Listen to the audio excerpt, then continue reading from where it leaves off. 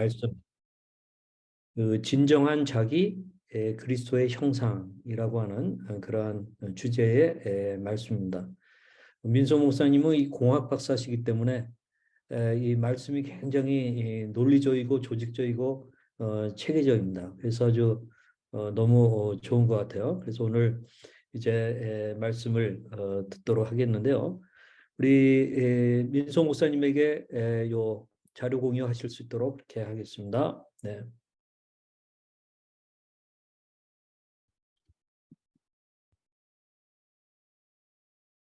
예. 민 목사님 지금 공유, 목소리가 안 들리고 있거든요. 공유가 됐죠? 예, 됐습니다. 자료 공유가 됐습니다. 네네. 네, 예, 네, 감사합니다. 예, 방금 소개받은 민서입니다. 제가 그 공학을 좀 배경으로 하다 보니까 이 논리적으로 잘 안 떨어지면 설명을 잘 못해요. 그런 경향이 좀 있습니다. 네, 그 제가 오늘 이 제목은 진정한 자기 그리스도의 형상 이렇게 제목을 잡아봤는데 그, 그 우리가 항상 그런 생각을 하잖아요. 인간이 어디로 왔다가 어디로 가지? 또 인생이라는 게 뭐 결국에는 자기를 찾아가는 과정, 여정 이렇게 많이들 표현하는데 저는 예수님 영접하기 전에 그 철학에 좀 심취돼 가지고 그런 이제 인간의 끝, 종말. 어차피 인간은 죽을 건데 과연 어떻게 살아야 되나 이런 철학적 고민을 많이 하다가 예수님을 만나서 그냥 답이 한 번에 다 이렇게 정답을 이제 알게 되었는데 사실 정답을 찾아가는 과정이죠. 뭐 인생이라는 게. 예. 그래서 제가 그동안 그 예수님 만나기 전에 고민했던 거, 신학을 하면서 좀 배웠던 거 이거를 함께 나누면은 좋을 것 같습니다. 그래서 이 오늘 제가 설명드릴 내용은 크게 세 가지예요. 그 내가 과연 산다는 게 뭐고, 또 자기 부인이라는 게 성경에서 이런 것들이 많이 나오지 않습니까? 그리고 결국 진정한 자기를 위해서 이제 우리가 좀 알아야 될 게 그러니까 사회적 인격 이걸 이제 페르소나 또는 가면이라고 얘기를 하고 또 마음의 쓴뿌리는 이제 히브리서에서 나오는 그런 용어고요. 그래서 결국에는 진정한 자기가 과연 뭐지? 진정한 자기를 얻으려 그러면 어떻게 가야지? 이런 것들을 제가 그동안 연구하고 묵상한 내용을 한번 좀 나눠보겠습니다. 제가 성경을 처음 접하면서 그 갈라디아서 2장 20절 말씀이 이제 그리스도와 함께 내가 십자가에 못 박혀서 내가 죽었다는 건데 그 죽고 난 다음에 어떻게 되냐? 그런즉 이거는 내가 십자가에 못 박혔다는 의미는 이제 내가 사는 것이 아니고 내 안에 계신 그리스도께서 사신 것이라. 그걸 앞으로 내가 살아갈 때는 즉 내가 육체 가운데 사는 것은 나를 사랑하사 나를 위하여 자기 몸을 버리신 하나님 아들을 믿는 믿음 안에 산다는 거죠. 그러니까 결국에는 저 믿음으로 산다는 거죠. 그런데 믿기 전에는 이제 내 중심으로 살아왔기 때문에 이제 예수님을 영접하고 영접하는 순간에 이제 십자가에 못이 박혔는데 그러고 난 다음에 이제 내가 사는 게 아니래요. 그 여기서 말하는 내가 과연 누군지 그리고 이제 마가복음 8장 34절에 보면은 또 이제 자기 부인이라고 그래요. 자기 예수님께서 이제 제자들한테 나를 따라오려거든 자기 부인하고 십자가 지고 나를 쫓아. 그러면 내가 사는 거하고 자기를 부인한다는 이 의미가 이게 저는 상당히 이게 좀 혼동스러웠어요. 그런데 이제 신학을 하면서 보다 보니까는 이게 내가 산다는 거는 예수님 바깥에 있었던 나의 본성대로 그러니까 육체의 본성대로 이제 살아가는 거죠. 그래서 그 육체의 본성이라고 그러면은 이제 세상 속에 세상의 풍조에 따라 사는 거. 쉽게 말하면 육체의 소욕이죠. 육체의 소욕은 그 세상의 그 뭐 정력, 또 세상의 법칙대로 그렇게 산다는 거죠. 그래서 내가 산다는 의미는 그리스도를 영접하기 이전에 내가 갖고 있는 그 본성대로 사는 건데 그 본성이 결국 죄고 이거를 이제 심리학적 용어로 자아의식이라고 또 얘기를 하더라고요. 그러면 이 내용하고 자기 부인하고는 이게 뭐냐? 그 자기를 부인한다는 거는 과연 어떤 의미냐? 그래서 오늘은 제가 갈라디아서에서 말씀하고 있는 내가 사는 거하고 또 예수님의 제자로서 예수님의 길을 따라가기 위해서 예수님께서 말씀하신 자기를 부인한다는 거 이게 뭐냐 하는 거를 좀 이제 제가 묵상한 내용을 한번 나눴으면 좋겠어요. 근데 여기서 보면은 이제 자기를 부인한다는 의미는 이제 사회적 인격이라는 게 나오죠. 아까 얘기한 페르소나, 가면. 사회생활 하다 보면 이런 것들이 생기잖아요. 근데 인간이 태어나서 또 세상 속에서 살다 보면 마음의 쓴뿌리가 또 만들어지거든요. 그러면 이런 것들을 제거하는 게 일단은 자기 부인이다.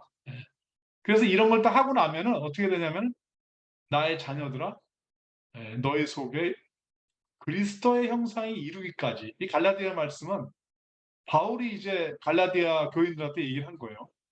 내가 너희를 위해서 해산의 그 고통을 당하는데 그 해산의 아픈 그 고통을 겪고 있는데 그 목적은 뭐냐면 이제 갈라디아 교인들이 너희 안에 너희 마음속이죠. 마음속에 그리스도 형상이 만들어지기까지 이렇게 하기 위해서 이제 바울이 해산의 고통을 당하고 있는 거죠. 그래서 요걸 조금 이제 그 심리학적 측면에서 이제 아까 얘기하는 내가 산다는 거 자아하고 또 자기 부인하게 되면은 셀프가 만들어지거든요. 그러면 이제 자아라는 거는 그리스도 바깥에 있을 때 이제 자아고 우리가 그리스도를 영접하는 순간에 이제 셀프가 만들어지는데 그 자아하고 셀프가 어떻게 좀 차이가 있는지를 잠깐 이제 설명을 드릴게요. 자아라는 거는 뭐 우리가 에고라고 알고 있고 프로이드가 말하는 에고도 이제 어떤 부분은 굉장히 그 공통 분모가 있어요. 근데 자아라는 게 이게 의식의 주체더라고요. 그러니까 의식이라는 거는 내가 알아채리는 건데 무의식은 내가 알 수가 없잖아요. 근데 어떤 상황이 벌어지면 무의식에 있는 것들이 또 튀어나와요. 그래서 우리가 행동하게 되고 말하게 되는데 그래서 이 그리스도 바깥에 있을 때의 자아라는 거는 의식의 주체고 그리고 우리가 현실 속에서 항상 어떤 그 상황 가운데 있을 때 생각하고 느끼고 판단하는 그런 인식의 주체죠. 그래서 자아가 없으면은 의식도 없는 거고 생각할 수가 없는 거죠. 자아라는 건 우리가 그렇게 밀접하게 우리하고 그 연결돼 있는 거고 자기하고 외부 세계하고 접촉되는 게 이게 자아거든요. 근데 의식의 내용만 내가 알 따름이지 무의식의 내용을 평소에 잘 알 수가 없죠. 그래서 인간은 의식과 무의식이 있는데 이 의식은 무의식 안에 내재되어 있는 그 내적 인격하고 심리적 관계를 갖고 있고 이 자아는 이제 그 외부 환경하고 이게 접촉점이 돼 있죠. 그래서 사회적 관계를 한번 맺게 되는 거죠. 그래서 우리가 출생하는 순간에 일단은 가장 영향받는 게 부모 아니에요. 부모하고 연관을 받잖아요. 이 가족도 어떤 의미에서는 조그만 사회라고 볼 수 있고, 그 다음에 이제 성장해서 학교를 가거나 또 직장에 가거나 또 이게 사람들하고 만나면 이제 사회적 관계가 만들어지잖아요. 예, 이거를 이제 자아라고 이제 얘기를 하고 있고, 이거 예수님을 믿든지 안 믿든지 간에 항상 이거는 그러니까 항상 갖고 있는 거죠. 근데 예수님을 믿는 순간에 이제 아까 자기 부인, 이제 자기라는 게 있는데 요거는 이제 자아하고 다른 게 의식하고 무의식의 중심에 있더라고요. 그래서 조금 이제 원초적으로 올라가면은 인간은 모든 인간은 하나님의 형상으로 만들어져 있잖아요. 그래서 인간한테는 그 공통적인 부분들이 있어요. 그러니까 우리가 그 생리학적 구조로 볼 때, 우리가 신체적인 구조로 볼 때 다 같잖아요. 옛날 사람이나 지금 사람이나 서양 사람이나 동양 사람이나 우리 신체적인 구조나 이런 기능들은 굉장히 그 보편적인 구조가 있거든요. 마찬가지로 정신 구조도 이제 그런 게 있다는 거죠. 예. 그리고 이제 그게 이제 하나님의 형상으로 창조된 모든 인간에게는 이런 보편적인 정신 구조가 있다는 거고. 근데 여기서 이제 주로 개인의 무의식에는 현실 속에 억압돼 있거나 의도적으로 잊혀져 버린 기억이나 고통스러운 생각, 예를 들면 트라우마 같은 것들, 이런 것들이 자기도 모르게 이제 그 무의식에 이렇게 이제 들어가 있거든요. 그리고 어렸을 때 굉장히 고통스러운 거, 또 예를 들어서 뭐 부모님이 돌아가셨다든가 자기가 아주 끔찍한 사고를 당했다든가 이러면 이제 무의식 속에 그 기억들이 이제 들어 있다는 거죠. 그리고 이제 또 다른 면은 의식에 의해서 충분하게 소화되지 않은 어두운 감정들이 마음의 쓴뿌리를 형성하고 있는데, 요거 제가 지난번에 진짜 감정과 가짜 감정 설명을 드릴 때, 이게 우리가 그 어떤 환경에 의해서 내가 솔직하게 표현할 수 없는 상황이 계속 반복되다 보면은 이 감정이 억압돼 가지고 무의식에 들어가 있거든요. 그래서 제가 예를 들어 드린 게 화라든가 분노라든가 또 우울하다든가 불안하다든가 또 열등감, 이런 것들이 사실은 내가 의식적으로 이렇게 그 경험을 했는데 이거를 충분히 소화하지 못하고 어두운 감정으로 이제 무의식에 딱 집어넣는 순간에 이 마음의 쓴뿌리가 만들어져 있거든요. 예. 그래서 이제 자기라는 개념은 자아하고 이렇게 차이가 되는데, 결국에는 그리스도 안에 있는 자기라는 건 뭐냐면은 예수님의 형상으로 회복되는 신앙 인격이죠. 이제 하루아침에 만들어지지 않고, 이거를 신학적으로 얘기하면은 이제 성화의 과정. 예수님 믿고 초보적인 신앙에서 계속 우리가 신앙이 자라가고 있잖아요. 그런 의미에서 이제 자기라는 거죠. 예. 그래서 이제 자아를 이렇게 보다 보면은 이 대목이 좀 중요한 대목인데, 자아가 사회적 인격이나 우상하고 동일시할 때 진정한 자아 기능이 상실된다는 거예요. 예를 들어 보면은 자기가 어떤 스펙이나 사회적 지위나 명성이나 재산을 자신이라고 착각, 자기라는 동일시하는 순간에 이제 자아 기능이 상실된다는 거죠. 그래서 페르소나가 이게 나쁜 것도 아니고 좋은 것도 아니에요. 그러니까 페르소나가 있어야 나하고 다른 사람하고 상호적 관계를 건강하게 맺을 수 있거든요. 일종의 타협이에요. 그런데 내가 이제 어떤 사회적 지위나 어떤 명성이나 재산을 나하고 동일시 여기는 순간에 이제 자아 기능이 상실되는 거죠. 예를 한번 들어보면은 그 우리 일본에 그 쓰나미가 온 적 있잖아요. 후쿠시마 쓰나미 왔을 때 그때 많은 것들을 잃어버렸는데, 어떤 농부가 자기가 1년 동안 지은 농사가 다 망쳐버렸어요. 그래 가지고 자기 재산을 다 잃었어요. 그러면 그 사람이 가장 중요한 거는 결국에는 그 농산물, 자기 재산이거든요.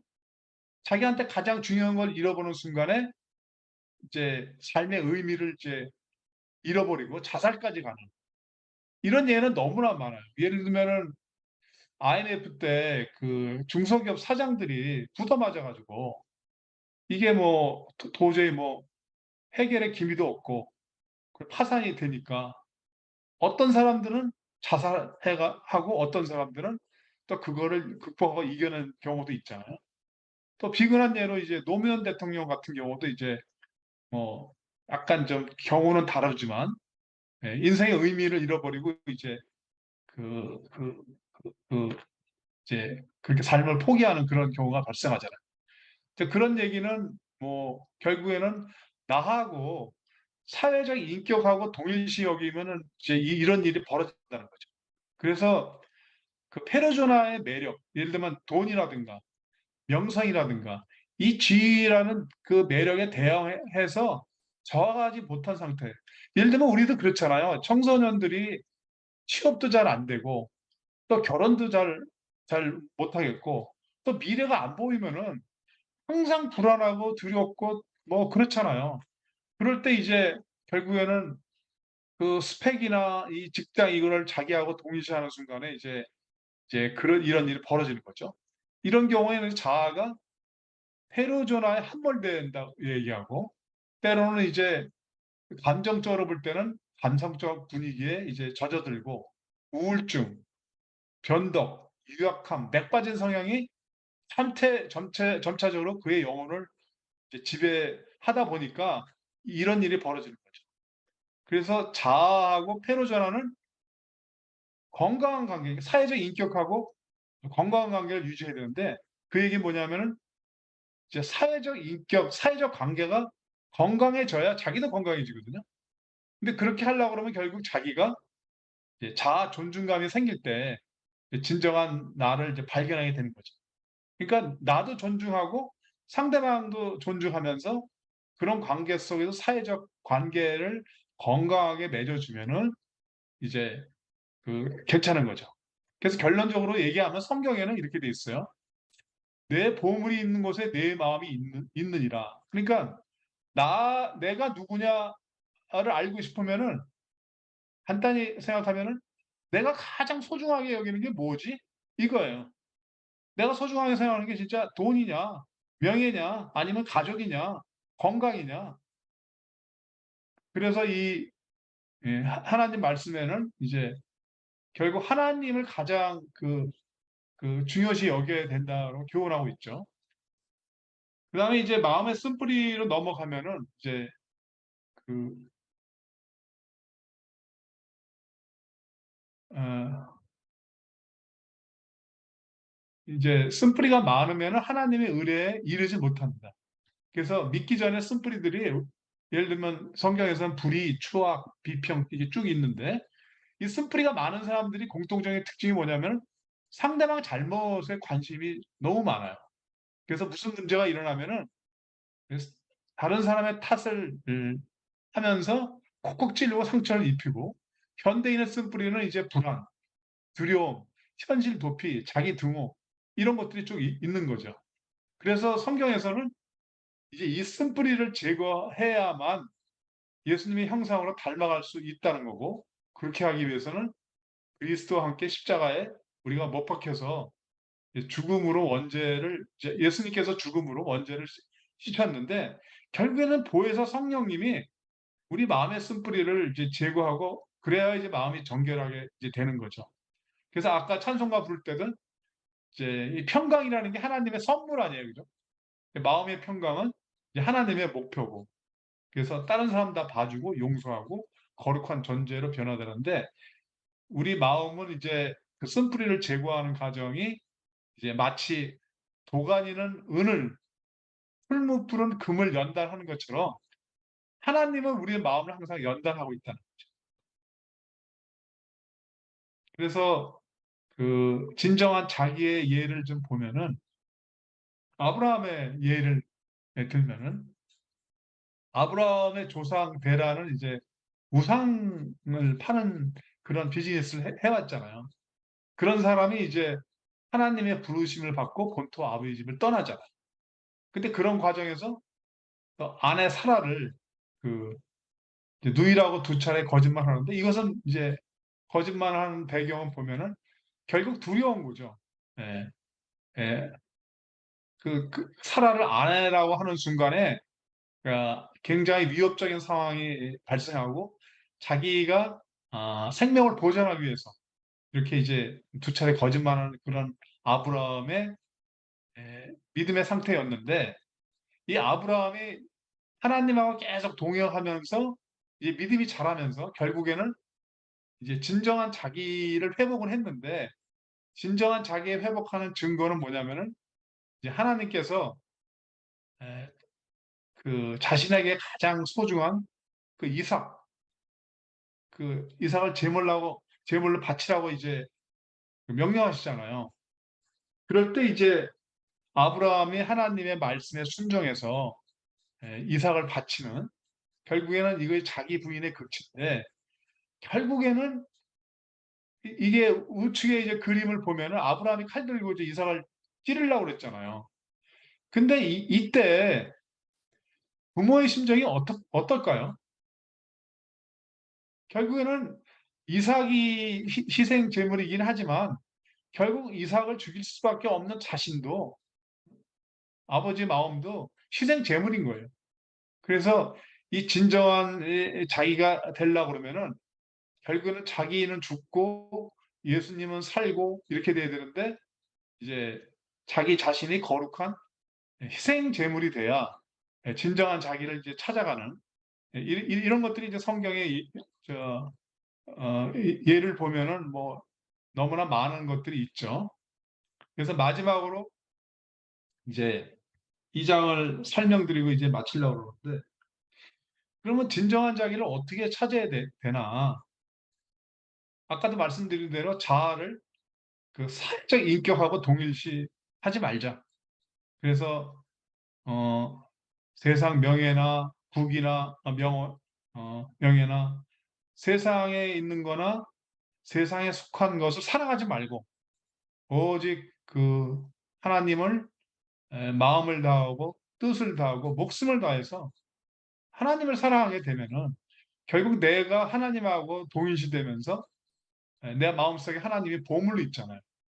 그래서 이제 내가 갖고 있는 페르조나를 이제 그, 그 자아하고 동일시하지 말자. 아까 말씀드렸죠. 두 번째는 우리 마음속에 있는 쓴뿌리를 제거해야 되는데 이 쓴뿌리가 잘 안 보여요.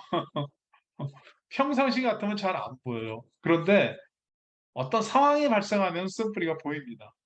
그러니까 예를 들면 자기가 갑자기 이제 어려운 환경, 건강이 나빠지거나 또 물질에 손해가 있거나 또 남으로부터 피해를 받거나 내가 상처를 받거나 또 남한테 또 상처를 주거나 뭐 이런 삶의 여러 가지 정황 가운데 어떤 상황들이 있잖아요. 그때 되면 이제 무의식에 있던 나의 그 감정들, 나의 기억들, 경험들이 의식으로 이제 튀어나오거든요. 그때 이제 마음의 쓴뿌리를 보게 되기 때문에 이제 하나님께서는 항상 우리를 그 거룩해 하시기 위해서 우리의 마음의 쓴뿌리를 제거하기를 원하세요. 그러니까 우리가 뭐 우울증이다, 조울증이다, 또 생활의 어떤 염려들, 또 뭐 취업이나 또 이런 것들이 자기 뜻대로 잘 안 되잖아요. 그럴 때 이제 내 내면에 그 생기는 그런 것들을 마음 성찰을 통해서 마음의 쓴뿌리를 이제 보게 되고 경험하게 되고, 그러면서 하나님을 더욱더 사랑하게 되고 결국 회개하고 그걸 통해서 내가 거룩하게 되는 건데, 그런 것들이 이제 마음의 쓴뿌리를 제거하는 거고. 근데 이거를 이제 구체적으로 보려면 성경에 나오는 그 인물들, 모세가 애굽에서 어, 그, 그 살인을 저질러 가지고 이제 광야로 나올 때 그때 하고 40년 후에 이제 이스라엘 백성을 모세가 인도할 때하고 모세의 존재가 이제 바뀌거든요. 근데 바울도 마찬가지고, 바울도 크리스찬들을 얼마나 비판하고 많이 죽였어요. 베드로도 그렇고. 그런 인물들이 어떻게 성경에서 이제 변화가 됐는지, 그러니까 자아에서 셀프로 어떻게 바뀌었는지 하는 거를 좀 공부를 하면은 좀 이해가 될 것 같아서요. 그래서 그런 것들이 한마디로 뭐라 그러냐면은 이제 우리 인간이 자아에 있던 인간이 이제 미운 오리 새끼가 백조가 되고 애벌레가 나귀가 되고 또 에고가 이제 자기가 되는데, 그 전에 고시칸 선교사님이 그 말씀하신 그 일본의 그 도예 기술 있잖아요. 킨스키. 거기에 많은 흠집이 있더라도 결국에는 그것을 다 예술 작품으로 이제 만들어 가잖아요. 하나님이 또 우리를 그렇게 이제 만들어 가시는 것 같아요. 그런 것들이 이제 우리가 진정한 자기가 되는 과정이고 결국 믿음의 여정이라는 게 이제 그런 과정이고요. 그래서 마지막으로 성경 말씀을 이제 드리면은 창세전에 그리스도 안에서 우리를 택하사 우리를 그 사랑 안에서 하나님의 우리를 향한 목적은 뭐냐면은 하나님 앞에 섰을 때 거룩하고 흠이 없고 책망받을 것이 없는 자로 이제 삼기 위해서 예, 하나님께서 이렇게 우리를 빚어 가신다. 그래서 우리가 아둘람에 있는 그 가족들 한 분 한 분이 다들 이제 진정한 자기를 찾아서 가고 있는데 우리의 그 어떤 포지션이나 우리의 각자 가는 길은 다 달라요. 그렇지만 원리는 동일하다. 예, 다 하나님 안에서 나왔고 하나님으로부터 우리가 나왔고 또 하나님에 의해서 우리가 지금 예, 그 항상 영향을 받고 하나님이 우리의 길을 각자 길을 또 인도하시잖아요. 그래서 우리가 어떤 정신 질환이나 마음의 고통이나 또 각자 마음의 또 근심들이 많잖아요. 이 세상에서 근심 없는 사람은 없죠. 다 각자 다 그런 것들이 있어요. 근데 그거를 어떻게 하나님의 인도하심을 따라서 성령의 도우심을 따라서 성령이 얼마나 우리가 의지해서 우리가 진정한 자기를 찾아갈 것인지 우리 각자의 몫인 것 같아요. 그러면서 이제 우리가 힘들고 어려울 때 같이 함께 기도하고 기도 제목 나누고 또 서로 관심 가져주고 다른 지체의 아픔이나 고통을 함께 나누고 기도하고 서로 치유하고 그런 아둘람 공동체의 그 모습이 하나님 앞에서 얼마나 아름다울까 그런 생각을 해봤습니다. 이상 제가 그 발표를 마치겠습니다.